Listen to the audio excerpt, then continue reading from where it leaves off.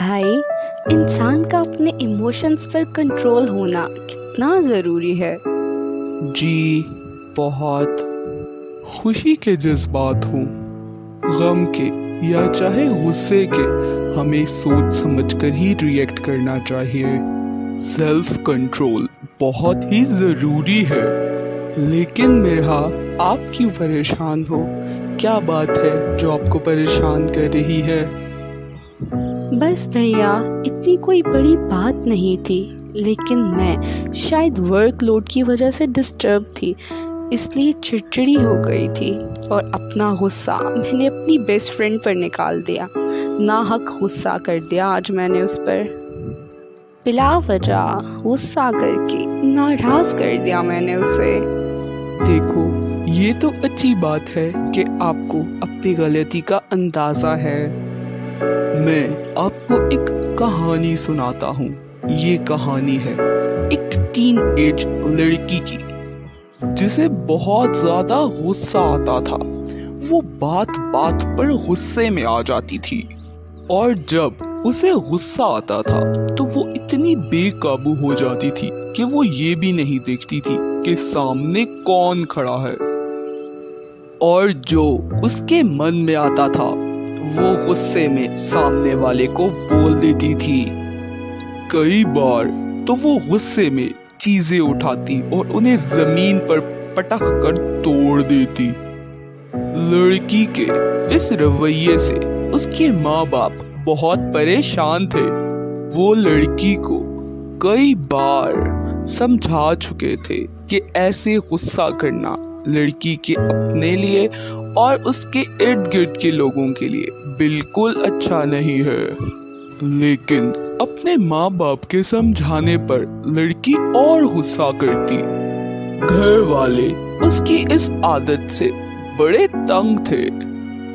एक दिन उस लड़की की बेस्ट फ्रेंड, जो उसकी कजन सिस्टर भी थी, रहने के लिए उसके घर आई। लड़की अपनी कजन के आने पर बहुत खुश थी। बचपन से ही दोनों में बहुत प्यार था। कुछ टाइम तो दोनों ने बहुत अच्छे से मिलकर गुजारा। लेकिन फिर अपनी आदत से मजबूर लड़की ने छोटी सी बात पर गुस्सा करके अपनी कजन को अपसेट कर दिया। थोड़ा वक्त गुजर जाने के बाद जब लड़की को अपनी गलती का अंदाजा हुआ तो वो माफी मांगने के लिए अपनी कजन के पास गई। कजन मान तो गई, लेकिन उसने एक शर्त रखी कि लड़की आइंदा अपने गुस्से को खत्म करने की कोशिश करेगी और कजन इसमें लड़की की मदद करेगी। लड़की भी खुशी खुशी मान गई। अब लड़की की कजन ने लड़की से कहा कि जब कभी उसे किसी भी बात पर गुस्सा आएगा तो वो रिएक्ट करने से पहले ही जाएगी एक कील अपने घर की पीछे वाली दीवार में गाड़ कर आएगी। लड़की ने बिल्कुल ऐसा ही किया। अब जब कभी उसे किसी भी बात पर गुस्सा आता तो वो अपनी जगह से उठती, एक कील लेती और पीछे की दीवार में लगा आती। शुरू में तो उसने काफी कील दीवार में लगाए, लेकिन फिर आहिस्ता आहिस्ता उसे खुद भी ये महसूस हुआ कि उठकर जाकर कील लगाने में उसकी ज्यादा एनर्जी लगती है बनिस्बत इस बात के कि वो किसी बात पे गुस्सा किए बगैर चुप हो जाए। ऐसे ही आहिस्ता आहिस्ता लड़की को अपने गुस्से को कंट्रोल करना आ गया। इसलिए अब हर बढ़ते दिन के साथ उसके कील भी कम होते जा रहे थे। फिर एक दिन ऐसा भी आया कि लड़की ने दीवार पर एक कील भी नहीं लगाया, क्योंकि पूरा दिन उसे किसी बात पर गुस्सा ही नहीं आया। लड़की बहुत खुश हुई और दौड़ी दौड़ी अपनी कजन के पास गई और उसे भी बताया कि आज उसने किसी बात पर गुस्सा नहीं किया। अब लड़की की कजन ने लड़की से कहा कि जो दिन उसका बगैर गुस्सा किए गुजरे, उस दिन वो एक कील इस दीवार से निकाल दे।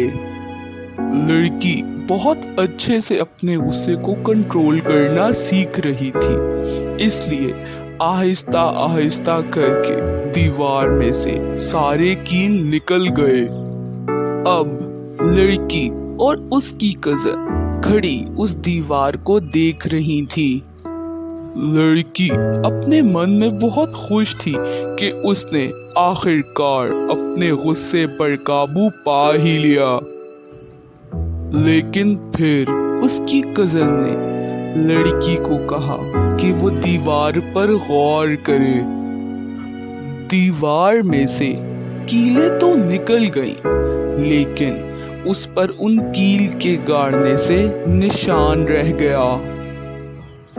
लड़की की कजन ने लड़की को समझाया कि हम अपनी मर्जी से बात करके दूसरे को चोट तो पहुंचा देते हैं, लेकिन हमें इस बात का एहसास नहीं हो सकता कि अगले के दिल पर उसका कितना गहरा असर हुआ है।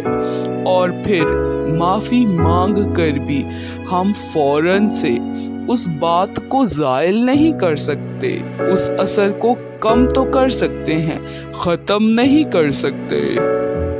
फिर वक्त लगता है सब ठीक करने में, दूसरों को आपकी गलती भूलने में वक्त लगता है।